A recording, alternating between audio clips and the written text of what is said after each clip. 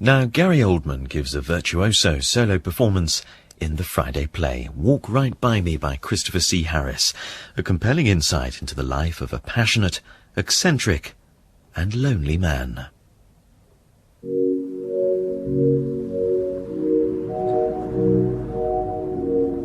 Once, when I was little, Mr. James, the headmaster, announced to the school that David King, a boy in my class, had drowned during the summer holidays, and that we were all to close our eyes and remember him. But I kept my eyes open.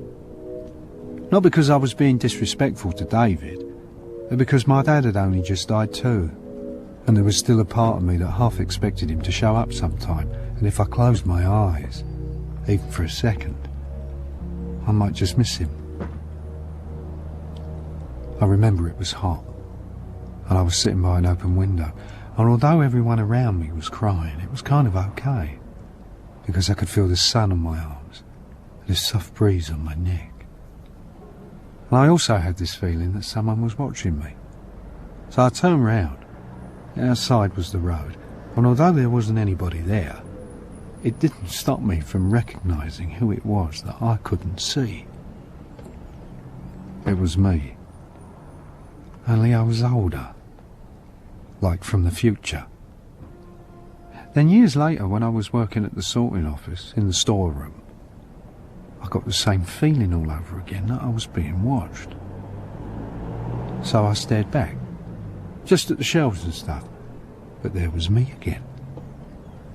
Only now I was a little boy, sitting in an open window, smiling. A big smile across time that said, "It's okay. You were watching me back then when I needed it, and now I'm watching you." Because let's face it, there isn't anybody else. Not anymore. Maybe it should have scared me a little, seeing things. But it didn't. It was kind of comforting. I wasn't at all well at the time. I was already on pills for my nerves. But then Mum died, and that really knocked me for six. And then I saw Carol. Although that was months later after I'd lost my job, but I figured I'd never have to look backwards or forwards again, because I'd found someone real to watch over and to worry about. But that was stupid too. I realise that now. Because the look's got to be both ways. Otherwise, who's watching over you?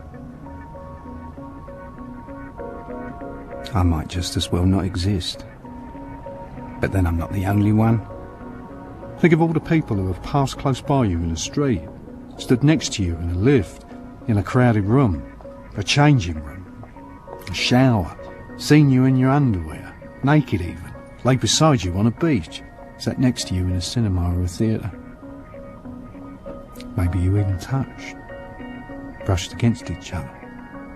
The fibres of stray hairs and old skin on their clothing mixing with your own. You took each other home.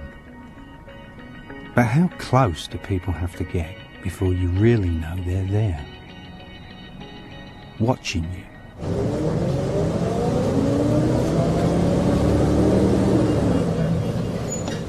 Carol started her period this morning, which always makes her a little crazy. Like she's got to treat herself. She spent over 70 quid in boots on cosmetics and toiletries and stuff. Tampons are so expensive. Carol doesn't think that women should have to pay, that the government should. After all, they hand out condoms to teenagers and syringes to junkies. Well, that's what she told her mum.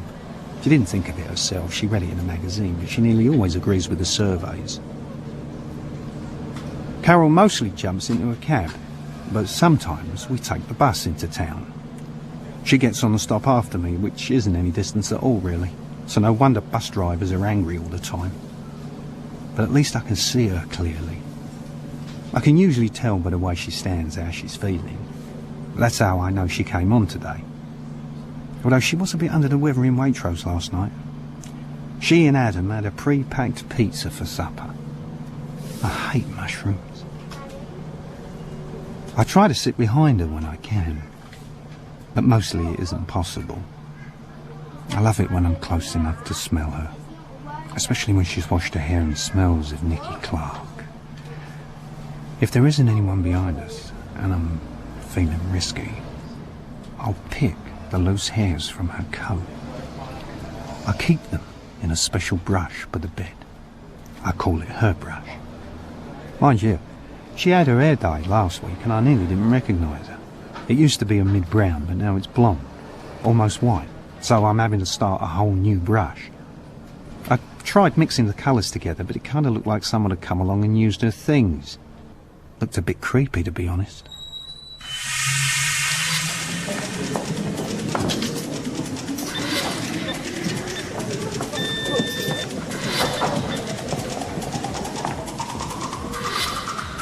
Carol's 30 next month. She's so pretty and young looking, but you'd think she was turning 60 with the way she's depressed about it. Carol thinks changing the way she looks will make a difference, but it won't. I know it's nice wearing new clothes, but it doesn't last. She tried on so many things today, I had a problem keeping up. Trousers, skirts, tops, underwear. I only followed her into the big shops like Gap or Next. Otherwise I'd wait outside.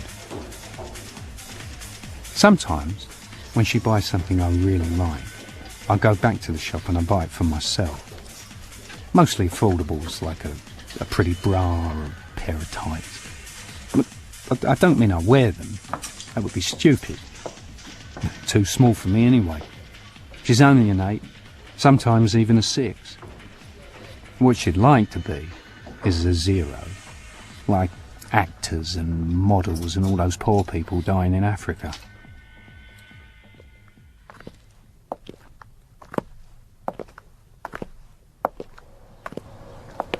I don't understand why men wear women's clothing. They'd be running away from something. Themselves, probably. But as if wearing a pair of stockings and high heels for an hour or two is going to make any difference. It doesn't work for women. Women wear makeup and nice clothes all the time and they still feel terrible about themselves. They're either too fat, too thin, too black, white, short, tall. They're never right, put it that way.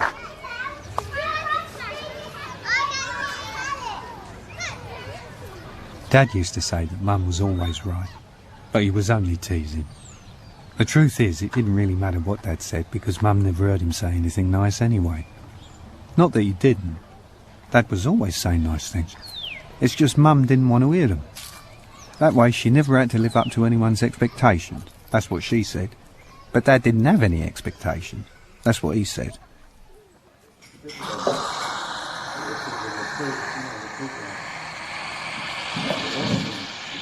Carol's got her own space in my wardrobe.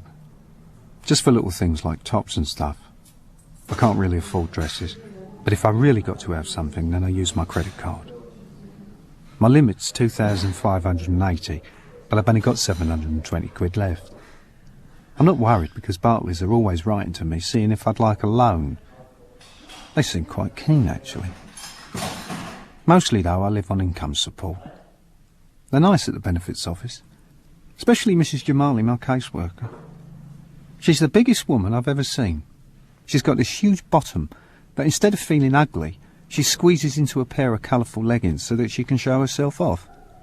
You can even see the texture of her flesh through the material, like a mosaic or a jigsaw puzzle underwater. I really enjoy it down there. The benefits office, I mean. But I don't get called in as much as I'd like. Carol wants a baby. She and Adam, that's her husband, have been trying for ages now, but nothing's happening. Carol's definitely not the problem. She went to the clinic for a fertility test, so I'm afraid it's Adam's pipes that aren't working. I sat in the waiting room flicking through a load of leaflets. One of them said that women shouldn't smoke or drink during pregnancy. But I don't know whether it makes any difference or not, because I see mums on the estate smoking all the time, and they've always got loads of kids with them.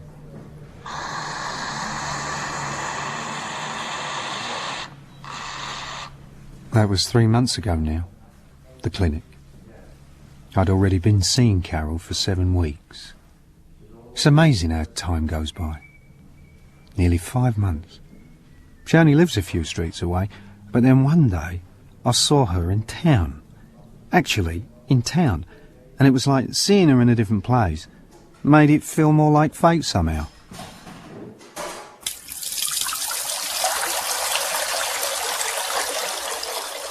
When Carol's having her period, I try to imagine what it's like, how she must feel. There were these little drawings inside the packet that tell you how to do it. The pictures are scary too, because it's like this poor woman suffered this terrible accident and she's only got half a body. I'd have had a picture of her face, you know, smiling, like there's nothing to worry about. Carol thinks a baby would round them off as a couple. But how could that be? 3's not a round figure. 3's about as scrappy as it gets. I know Mum, Dad and me were 3, but that was different. I'm just worried a baby would get in the way, that everything would change and I'd see much less of her. Anyway, she's not having a baby this month.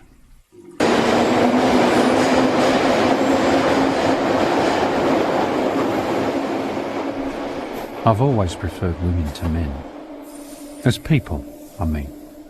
Although I like gay men too. Carol's got a brother called Andrew, who has a boyfriend called Bill. Carol's dad hasn't spoken to Andrew for almost 10 years because he's a puff. That's what he calls him, a puff. Andrew and Bill made a real fuss of Carol on her 30th. They took her to this fancy restaurant, which I couldn't afford, so I stayed outside. Although I did follow them into a Maffey for cake after. I thought that after lunch and cake that would have been it, but we went to 3 different gay pubs afterwards. Andrew and Bill seemed to know everybody.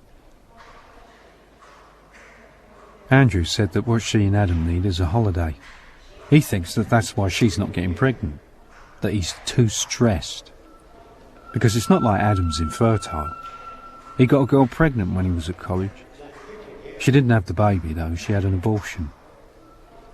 Carol had an abortion too when she was 15. She got an infection, but it didn't do any lasting damage. Although it did teach her to be more careful, so she went on the pill. I think the pill is terrible because it messes around with the chemicals in your body and that can't be right. That's why I stopped taking my medication after Mum died. Bill said that she and Adam could have used his flat in the Canaries, but it's about to be refurbished. I started to daydream. I've still got loads of credit on my Barclay card and I thought how fantastic it would be to go on holiday to a faraway place. I nearly went abroad once, just after Mum died. The doctor suggested I had a holiday to help me get over it, so I got these brochures for Spain. I even applied for a passport, but something got mixed up because of a strike or something, and it took over 5 months before I got my passport back.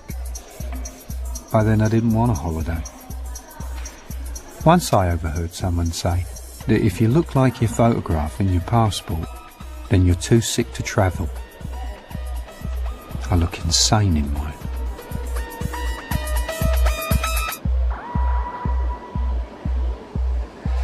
I only ever had one proper holiday with Mum and Dad. We stayed in a caravan park, right on the seafront. I loved it when Dad carried me on his shoulders, and we'd walk along the front, the waves lapping against his shins, and he'd pretend to stumble, but catch me just in time, and we'd shriek with laughter. I felt like nothing in the world could hurt me, not so long as Dad was there. Once I caught this fish in my bucket, but Dad told me to throw it back as all life is precious. Not all life, Dad. And Mum looked so beautiful in her white dress, which had these little flowers on it like polka dots, as red as her lips. Mum had the softest green eyes and the sweetest, most infectious laugh. Dad and me tickled her, and when she giggled, her eyes dazzled and her teeth shone in her mouth. And then she lay on her back and I climbed into her arms and wiped the laughter tears from her cheeks. And then Dad wrapped his arms around both of us and I figured that's who we were. This is our family. Everything was fine then.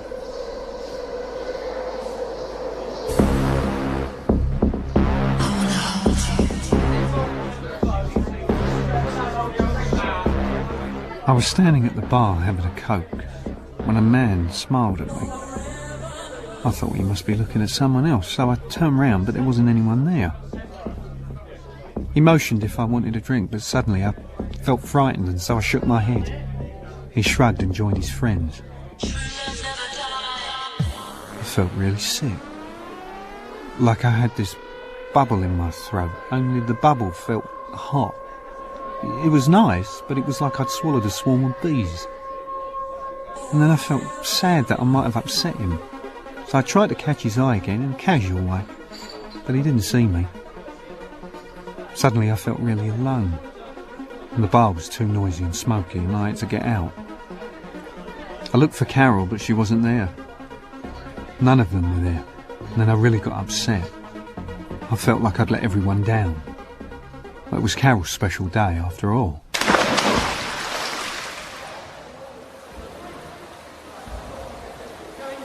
Carol's got a new panty line because she's bought herself a designer bikini that's cut too high. She usually uses a cream, but not this time, because she's got a rather nasty rash, which means she must have used one of Adam's disposable razors. It looks ever so sore. The first time we went swimming, I didn't go in because I didn't know that's where we were going, so I just watched her from outside. I only stayed for a moment though because there was a man hanging about and he looked a bit creepy.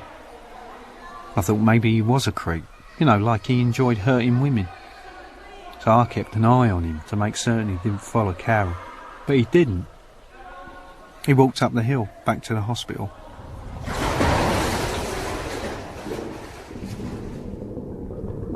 Her skin looks so pale under the water even though she's been using a sunbed. I like to lie on the bottom. If I hold my breath for long enough and time it just right, Carol will swim close by, right over me. She's got these two small scars on the inside of her thighs. When she was in college, she was going out with a boy who was a bit of a nutter when he got drunk. They had a big fight and he tried to burn her with a cigarette. Then the hot end fell off and landed between her legs. Carol was really self-conscious about the scars, but you can hardly see them, not unless you're up real close.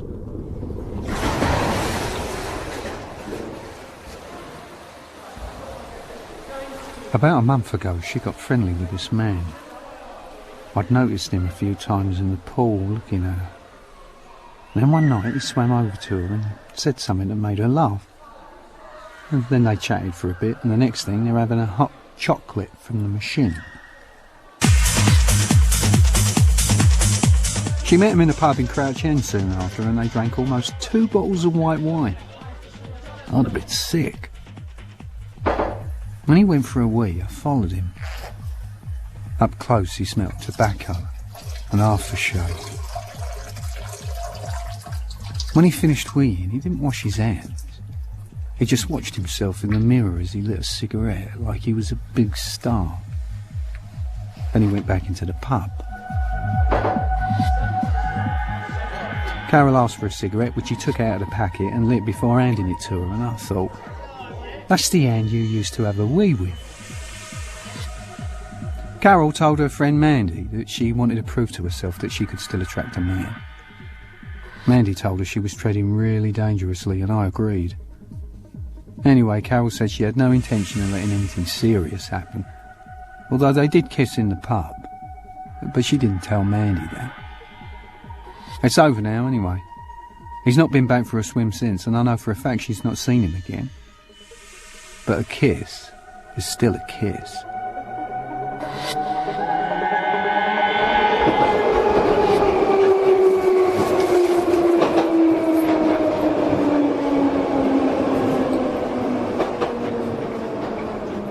Carol's really fed up with Adam at the moment because he's tired all the time.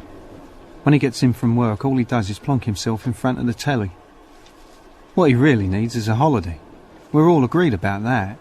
Andrew, Bill, Mandy, Carol and me. So as a special surprise, Carol went to Tom's Cook's and booked a holiday for the two of them on a Greek island called Skiathos. But when Adam found out, he was really annoyed. He said that any island that small with an airport is going to be too touristy and full of 18 to 30-year-olds. Carol got really upset and went to her mum and dad's, which is in the Elephant and Castle. We got the tube and she cried all the way, but nobody said a word.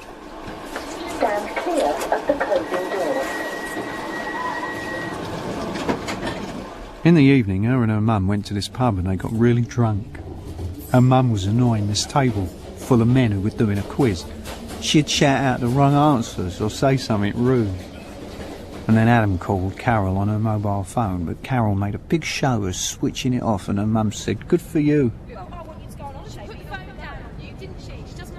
Adam was waiting outside her parents' house when Carol showed up. Carol wasn't very nice to him at all, but then her mum got involved, making her finger in Adam's face. Then her dad came out and took charge. He was really scary. He's only small, but he's built like a bulldog. Carol doesn't get her looks from her dad, that's for certain. He told her mum to get indoors, and she did without a word. Adam was really embarrassed, but Carol's dad just shook his head and laughed and said, "Women." And then Carol got into the car and Adam drove home.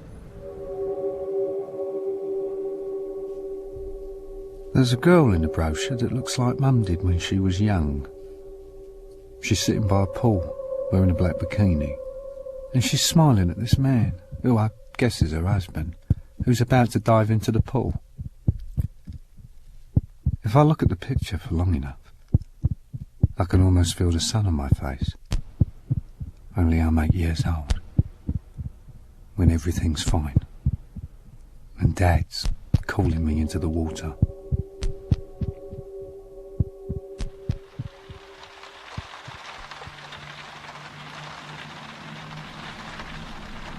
It hasn't stopped raining for the whole of Christmas. Carol and Adam went to stay with his parents in Scotland, and they won't be back until the new year. Carol's dad didn't like her being so far away from London, what with her being pregnant and everything. But Scotland's got hospitals, and it's not like she's going to have the baby this week. Baby's not due for another 4 months. Sometimes when it's cold and wet and I'm feeling really down, I look through my holiday photos of Skiathos. I'm not in any of the pictures, which is a pity, because it means there's still a part of me that can't believe I was actually there. But I was.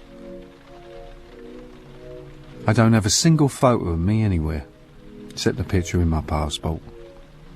Mum burned them all when she was ill. What scares me sometimes is that maybe the little boy I saw in the window, you know, smiling back at me, wasn't actually me.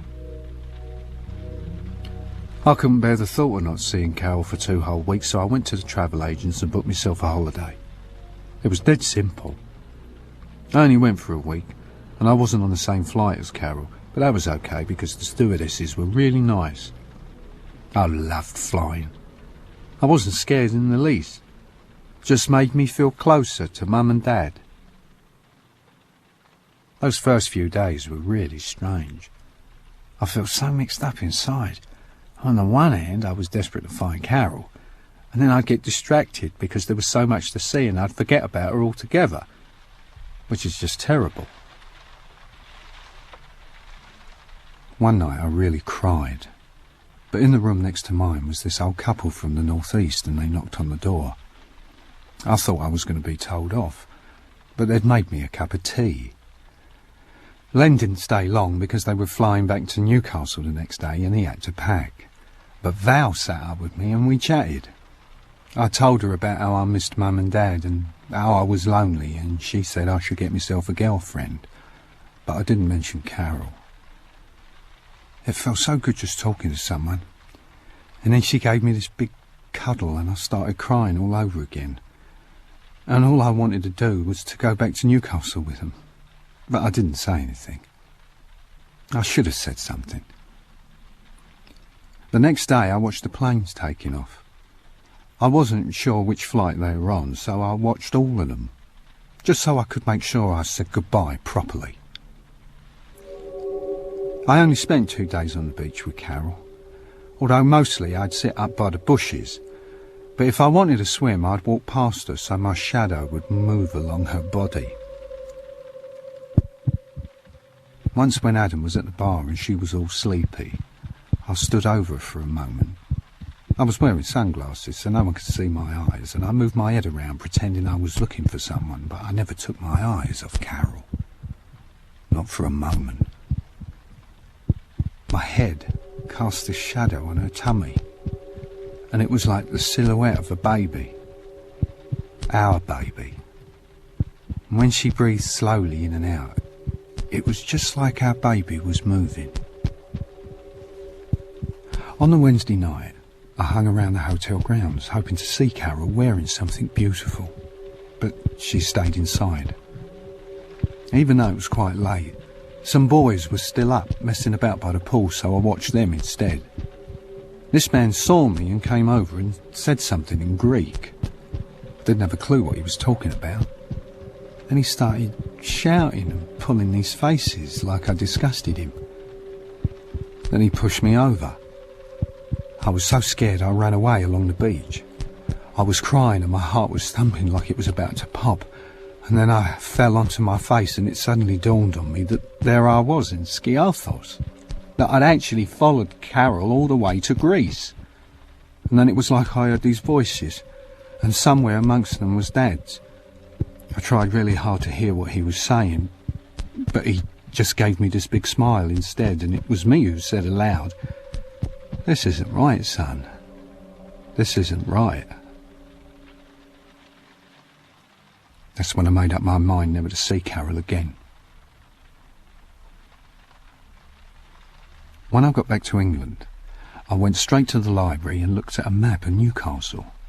I tried to imagine where Val and Len lived, but there were so many streets. So I got my photographs developed instead. And although I'd not taken a picture of Val, I had photographs of all the planes taken off the day they left, and I knew she had to be on one of the flights. Those pictures really helped me, and I carried them around with me everywhere. They helped me to remember the big cuddle that Val had given me, and how she said I should get myself a girlfriend. But for me that meant letting go of Carol first. And although it was really hard sometimes, I still managed to go nearly 2 months without seeing her.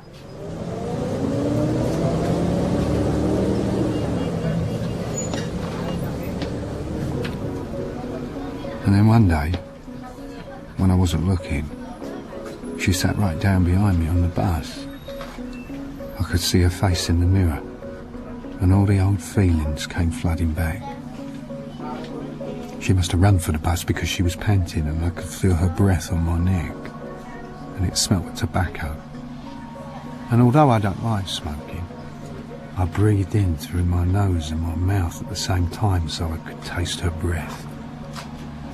I could taste her. Her hair, her skin, her flesh.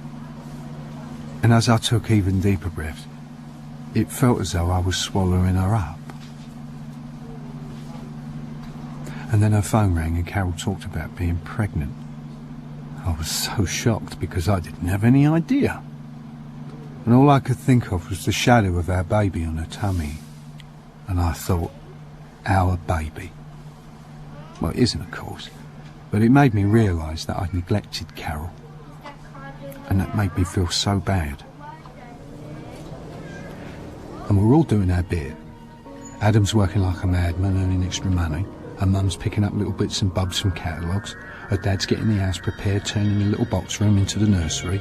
And me, just making certain that there's always someone there, keeping an eye on her, taking care of her.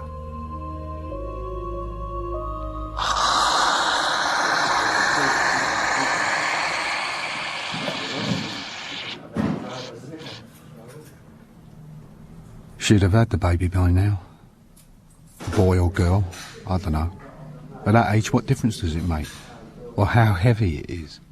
Give or take a couple of ounces, a baby, whichever way you look at it, is small. Why not just write small? I've called the hospital at least half a dozen times, but they won't tell me anything. Talk about paranoia. I just wanted to make sure that Carol was all right. I couldn't have sat in on the birth. How'd you do that? Watch someone you love in distress, screaming and crying because it feels like they're about to explode. Like watching someone you love die. But it's not like you're hanging on to them like it's Mum, kissing her and telling her that you love her and that there isn't anything to forgive. It's just a horrible spectacle. I fell apart when Mum died. Not like when Dad died, when I didn't allow myself to cry. I wanted to, but I couldn't take the chance because who'd have looked after Mum? I think what hurt me most was when she said how sorry she was for being a bad mother. But I didn't know what she meant. She had her troubles, what with her nerves and hormones and things, but she was never bad. She never said anything bad anyway. So maybe what she meant was that she never thought nice things about me. Don't really believe that, but how do I know? I should call the hospital again. Find out how Carol's dad is too, poor man.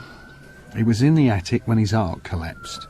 He fell right through the ceiling and into the little nursery. He missed the cot, but all the shelves got pulled off the wall and there's dust everywhere. He's worked so hard on that house.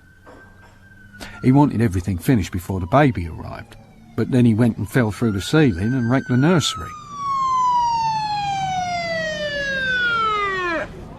He was in a pathetic state when they got him into the ambulance.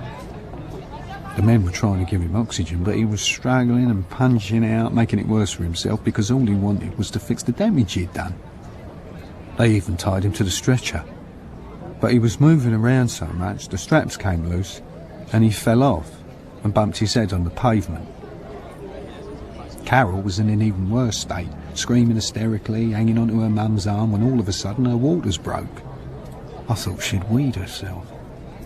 The ambulance men suddenly didn't know what to do. And then the mist cleared and they took control, taking care of both Dad and daughter.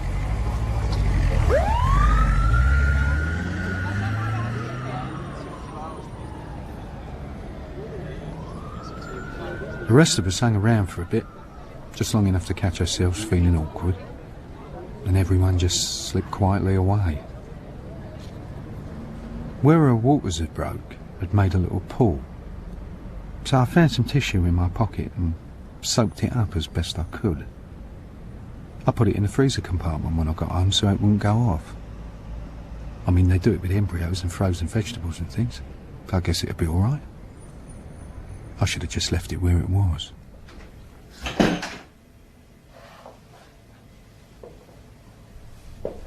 In all the commotion, the front door had been left open. And when no one was around, I let myself in.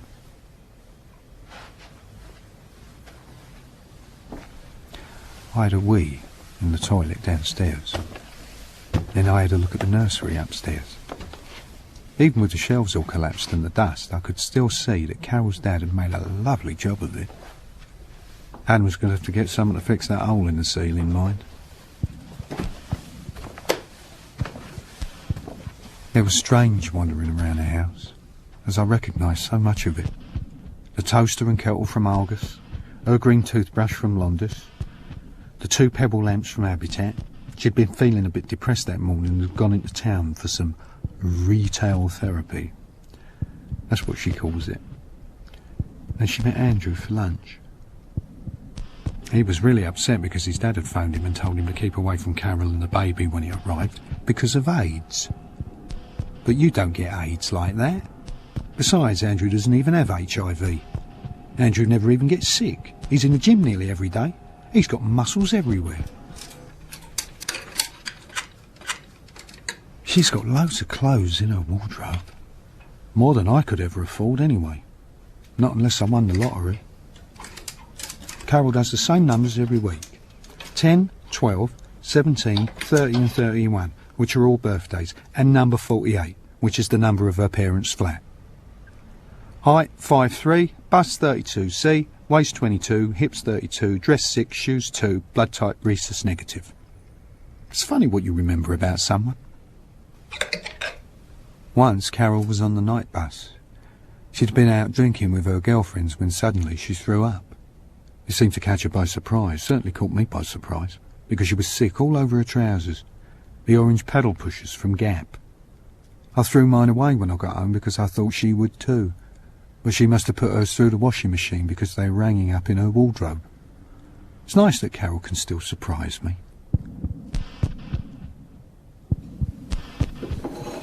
There's a photo in a silver frame on her dresser that took my breath away, because it's a photo of our holiday in Skiathos. She's having a henna tattoo painted onto her shoulder. She looks really playful, teasing these kids who are just standing there watching. But if you look past the kids, you can see me.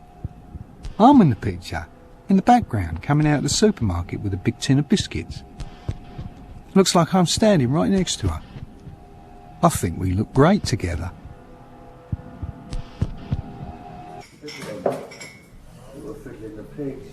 I didn't like to take it, but I really wanted the picture. So I thought if I did something in return, it wouldn't be like stealing. So I tidied the house up, and then I gave the bathroom a wipe with Mr. Muscle. I had a quick last look round just to make sure everything looked nice, and then I put the picture under my jumper and let myself out, making sure the door was properly shut. It's nice to come back to a tidy house. I should call the hospital again.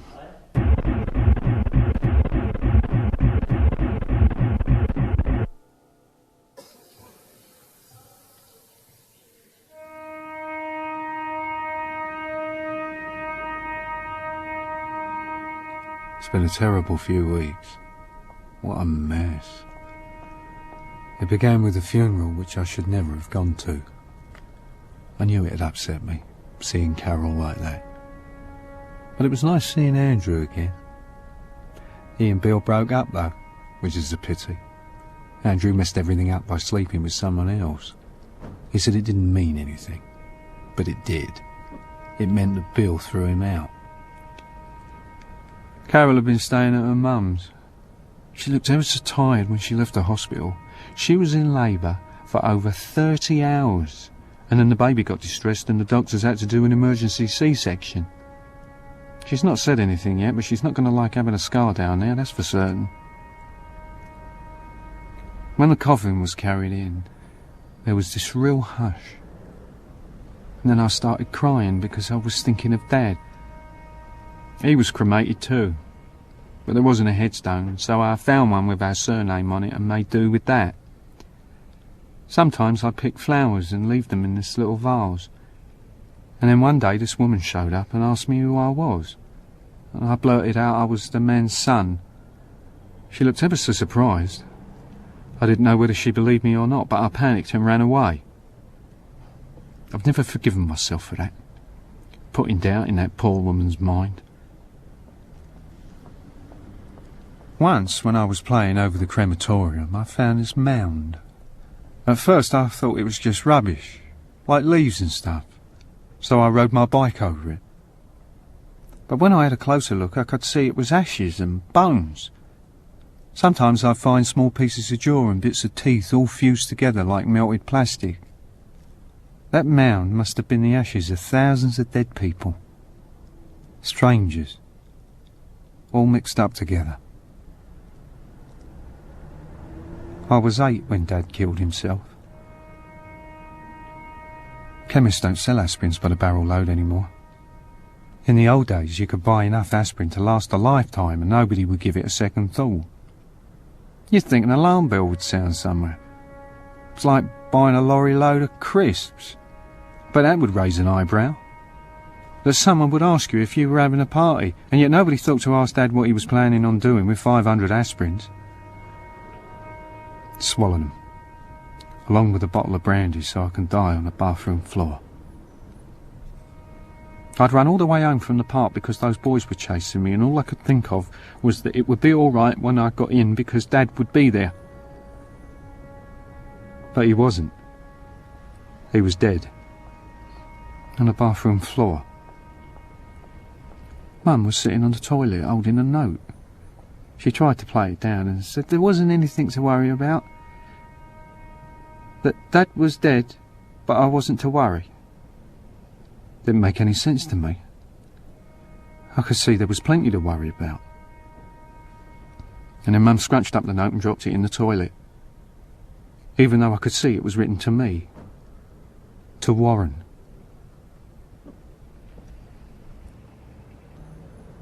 I never did find out why Dad killed himself. I asked Mum when she was dying if it was because of me. But she said she couldn't remember. That she thought it had something to do with owing a lot of money. I never went to Dad's funeral, so we never got a chance to say goodbye. Once I was sitting on my bed, crying, and Mum asked me what the matter was. I said that I missed Dad, but she just said, in a nice way, that there wasn't any need for that. So I never cried for Dad after that. Not until Mum died all those years later, when there wasn't anyone to stop me. And I felt really guilty, like I'd let everybody down. But the truth is, I was so scared after Dad died, especially when Mum went to the bathroom, I really panicked. I'd get so scared that she'd never come out. Just lay on the bed, crying. Max made a big difference because he was a brand new baby, and it gave everybody a reason to change the subject and talk about babies rather than death. Adam came over and stood right next to me, and I nearly died. He seemed more out of place than I did. Max was in a carry cot in the dining room. Someone had closed the glass doors, but you could still make out people's shapes through the ripples. It made them look like phantoms. Max was fast asleep when I looked into the cot. He was all bubbles and air. He was on his tummy, so I touched his little head. It felt hollow, like a chocolate egg. It made me shiver to think how fragile he was. He smelt funny too, like he'd been washed in sour milk. I wanted to see his face though, so I picked him up, but his head dropped back. I thought his neck was going to snap. He didn't cry though. And then he opened his eyes and he looked straight at me. I nearly had a heart attack. He gave me such a fright. He no more belonged than any of us. I felt so sick. And it wasn't just the whiskey and the grief and all. It was Max himself. I can see that Max isn't Adam's baby. I can see that Max's father is the man from the swimming pool. The big shot in the toilet mirror. The man who doesn't wash his hands after he has a wee. I thought my legs would give out. I felt so sad for Max. But I smiled and I kissed him on his head to let him know that it was okay. That I knew who he was. That I recognised him, even though he was lost and bewildered and didn't really belong. And that I would take care of him.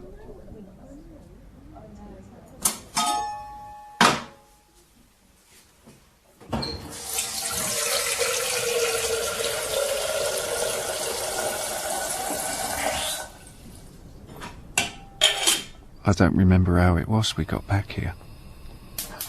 But I do remember crossing over the river. And I also remember this old lady saying what an adorable baby he was. And then she went and spoilt it by saying that he had my eyes. He doesn't even have Adam's eyes. He has his father's eyes. A dim reflection in a toilet mirror. I was so shocked when Adam and Carol's mum made this appeal on television. On the local news first, then nationally the next day.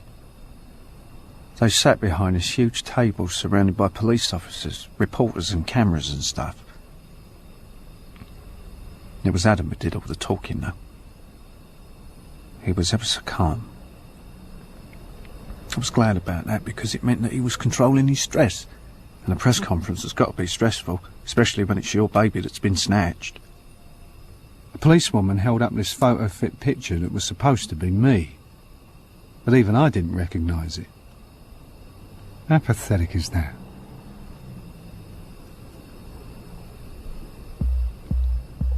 I hate being alone. It was different when I had Max, even though it was for such a short time. I hadn't thought any of it through, how to take care of him. But for the most part, I trusted my instincts, and I got a book out of the library on baby care. I made Max a bed in one of the cupboard drawers and lined it with Carol's clothes. Soft things like her panties and tights and a cashmere top. I know they didn't smell of Carol, but I thought he might like a feminine touch. We had such a good time. He was so receptive to sounds and colours and stuff. Or maybe it was just reflexes, but it was still incredible to watch. But bath time was the best. We used the sink in the kitchen. I cleaned it out properly and lined it with a mat so it was nice and soft for him. Once when I was turning him over, his little arms and legs started to swim. He wasn't even a week old and he was learning to swim. And then it all went wrong.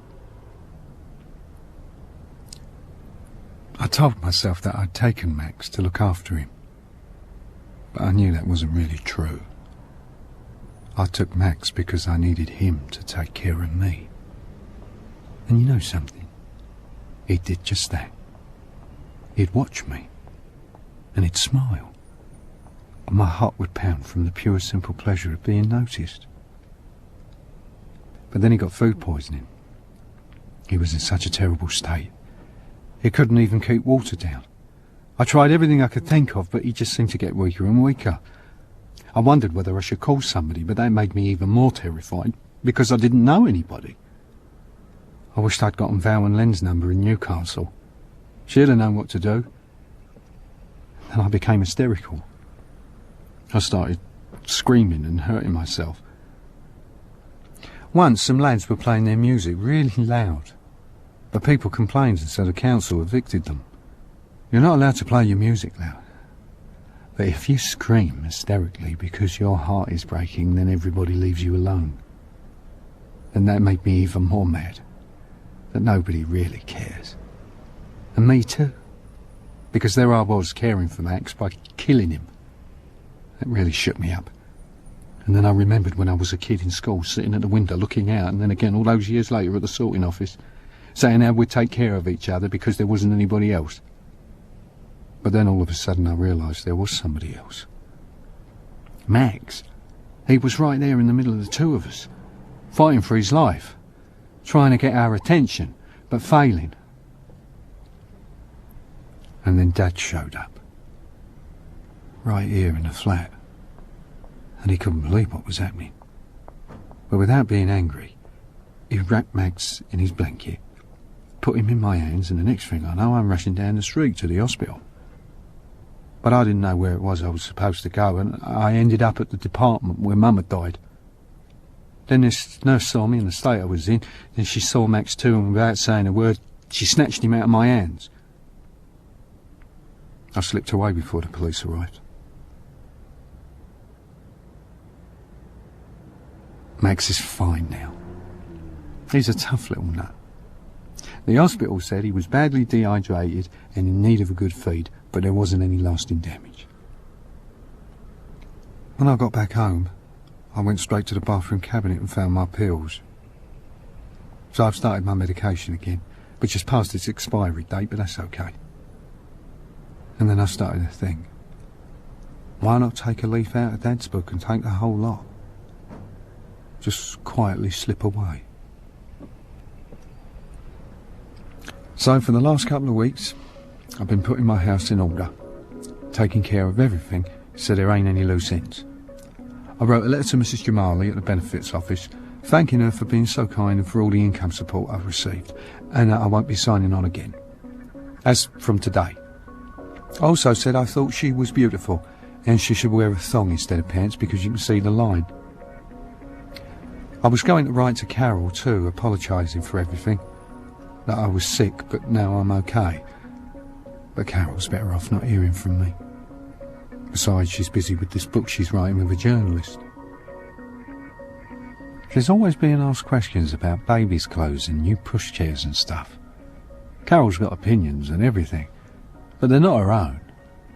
I recognise most of them from the magazines she reads, and some of them are really, well, stupid. There was this whole series of pictures of her brother in a rival tabloid. Made him sound like he was a pervert. They called him the skeleton out of Carol's closet. They even set him up, took a picture of him with his arm around a lad's shoulder, but the lad was only 15. Poor Andrew.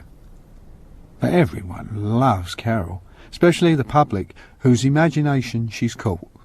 That's what tabloids say, that she's Britain's bravest mum, what with the trauma of having her baby snatched on the day of her father's funeral. When they put it like that, it made me realise what a terrible person I am. Sometimes, depending on what the story is, there's my photo-fit picture, right there on the same page as Carol. It's a reminder to me that I'm not anybody, that I don't belong. I'm inconsequential. And that's what makes me a danger. Because who will watch me? Occasionally there's a photo of Adam too, but he doesn't like all the fuss and he's put his foot down as far as Max is concerned. No more pictures. Adam wants them to get back to being as they were, but that's not going to happen. I can see Carol leaving Adam, and Max, because she belongs to everybody now. It means more to her than anything, that does, being recognised wherever she goes. And I'm okay too, now. And I'm not the least bit scared of dying. Or maybe it's just the pills playing with my mind.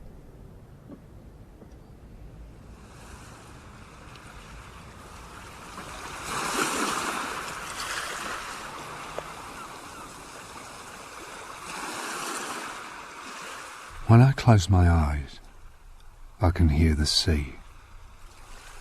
And I can see my dad waiting for me on the beach. It feels so good.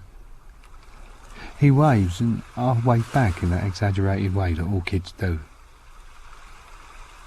Dad's sitting on his favourite rock, grinning like an idiot because, like me, he's happy again.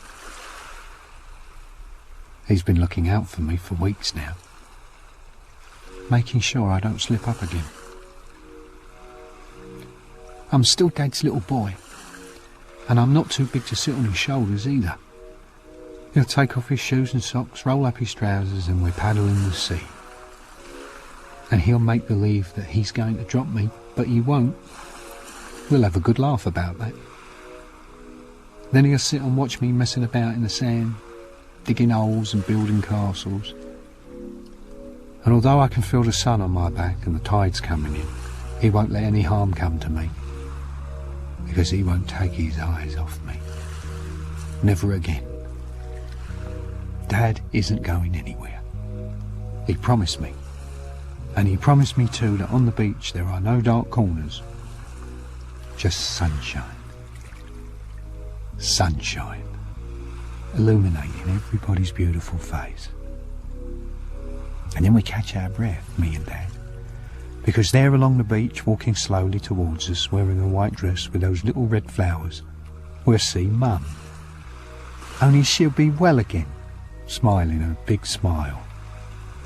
Her soft, beautiful eyes replenished with hope. Full of life, full of love.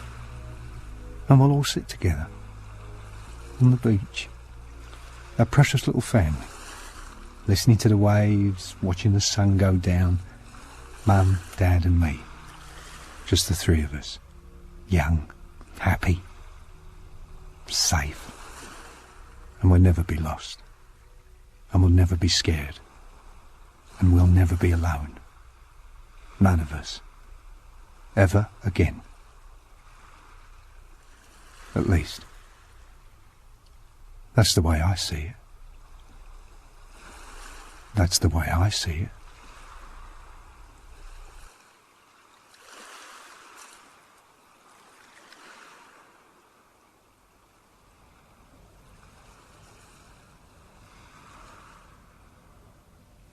In Walk Right By Me by Christopher C. Harris, Warren was played by Gary Oldman. The director was Douglas Urbanski, and the producer was Claire Grove.